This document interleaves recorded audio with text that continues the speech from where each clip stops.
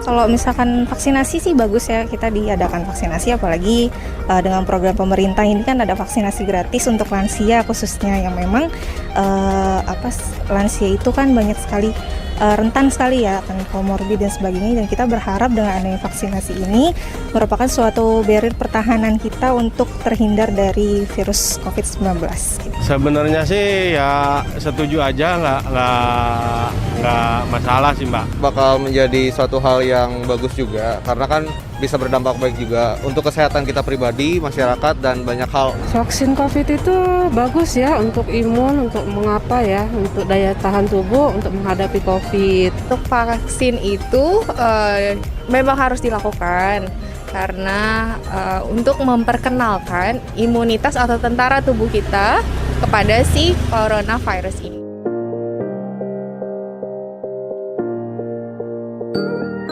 Bersedia banget. Bersedia. Mau pasti. Bersedia ya Mbak? Ya, bersedia. Kebetulan saya juga sudah pernah divaksin, sudah 2 kali divaksin bulan lalu.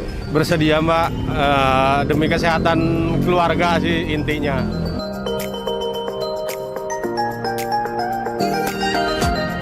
Bersedia juga, toh juga buat kesehatan saya pribadi juga sih. Kalau berbayar mungkin, kalau harganya nggak terlalu mahal, mungkin relatif terjangkau, mungkin bisa.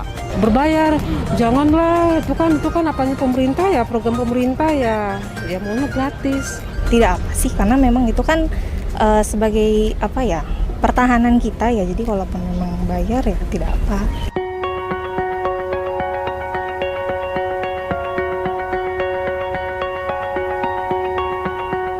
Berbicara mengenai vaksinasi COVID-19 yang telah dilaksanakan di Indonesia, kami telah merangkum beberapa pertanyaan dari masyarakat terkait vaksin COVID-19.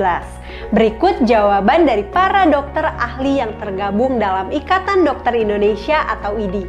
Pertanyaan pertama, apakah orang dengan riwayat alergi obat boleh dan aman diberi vaksin? IDI melalui Dr. Gatot Sugiarto menjawab, alergi terhadap suatu obat hanya memicu reaksi spesifik terhadap obat tersebut dan belum tentu muncul dengan konsumsi obat lain termasuk vaksin COVID-19. Jadi, vaksinasi tetap diperbolehkan ya. Pertanyaan kedua, apakah ibu hamil dan ibu menyusui sudah dapat diberikan vaksinasi COVID-19? IDI melalui Dr. Farid Anfasa Muluk menjawab, ibu menyusui sudah boleh divaksin COVID-19. Sedangkan untuk ibu hamil akan diberikan setelah melahirkan. Pertanyaan ketiga, apakah pasien diabetes boleh mendapatkan vaksin COVID-19? IDI melalui Dr. Ahmad Tawakal menjawab, penderita diabetes dapat menerima vaksin COVID-19 apabila diabetesnya dalam kondisi terkendali. Konsultasikan ke dokter masing-masing terkait hal ini ya.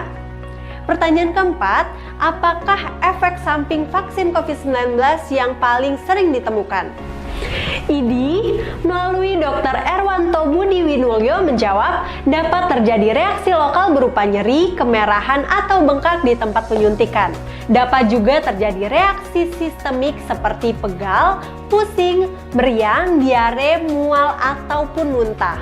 Nah, pertanyaan kelima, mengapa sih lansia menjadi salah satu prioritas untuk mendapatkan vaksinasi COVID-19?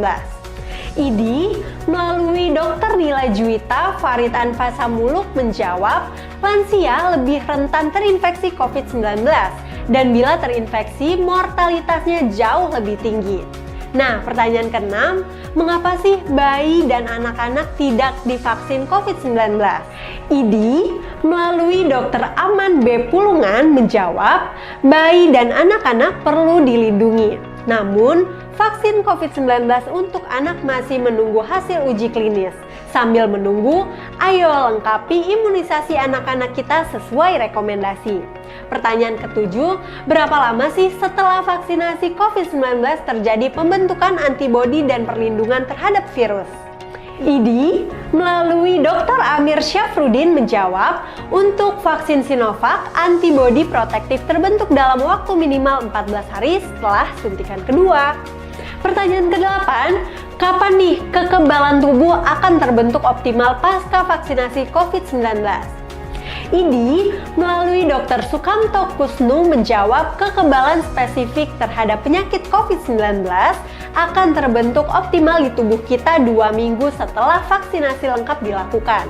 Pertanyaan yang ke-9, apakah vaksin COVID-19 bisa digunakan bersamaan dengan vaksin lainnya? Jika tidak, berapa lama jarak antara vaksin COVID-19 dengan vaksin jenis lainnya? Misalnya, hepatitis B yang diberikan 3 kali. IDI melalui Dr. Christophorus Hendrajaya menjawab vaksin COVID-19 adalah vaksin baru.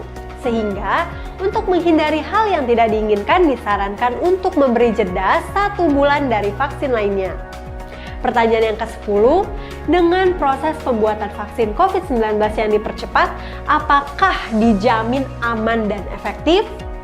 IDI melalui Dr. Julita Sari Sundoro menjawab, walaupun prosesnya dipercepat, seluruh tahapan dan prosedur penelitian semua vaksin tetap dilakukan sesuai standar WHO.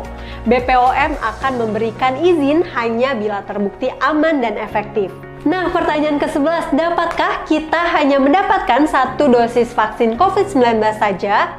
IDI melalui Dr. Eko Edi Surahmanto menjawab, sesuai hasil penelitian, vaksin COVID-19 harus diberikan 2 kali agar mendapatkan kekebalan yang maksimal. Pertanyaan yang ke-12, apakah mereka yang sedang mengalami penyakit jantung seperti gagal jantung dan penyakit jantung koroner dapat diberikan vaksin COVID-19? IDI melalui Dr. Anwar Santoso menjawab, penderita penyakit jantung akut atau tidak stabil dengan gejala sesak napas, nyeri dada, berdebar, penurunan kesadaran atau tekanan darah lebih dari 180/100 mm air raksa belum direkomendasikan vaksinasi COVID-19. Pertanyaan ke-13, apakah vaksin COVID-19 akan melindungi kita dalam jangka panjang? IDI melalui Dr. Dia Agustina Waluyo menjawab, para ilmuwan sedang mengumpulkan data terkait hal tersebut. Karena ini vaksin jenis baru, maka saat ini belum diketahui berapa lama imunitas atau kekebalan akan bertahan. Pertanyaan ke-14, apakah orang dengan penyakit asma dapat divaksinasi? IDI melalui Dr. Agus Dwi Susanto menjawab, penderita asma yang terkontrol baik dengan gejala kurang dari 2 kali per minggu, tak terbangun malam hari tanpa keterbatasan aktivitas, dan tak butuh pelega lebih dari 2 kali per minggu boleh divaksinasi. Pertanyaan yang ke-15, apakah hukumnya wajib untuk mendapatkan vaksinasi COVID-19? IDI melalui Dr. Daeng M. Fakih menjawab, demi menyelamatkan bangsa kita dari pandemi, kita perlu mewajibkan diri untuk vaksinasi COVID-19. Demikianlah tanya jawab seputar vaksinasi COVID-19. Semoga informasi yang kami berikan dapat bermanfaat bagi kita semua. Namun ingat, walaupun vaksin telah dilaksanakan, protokol kesehatan tetap harus dijalankan agar aktivitas kita di luar rumah semakin aman.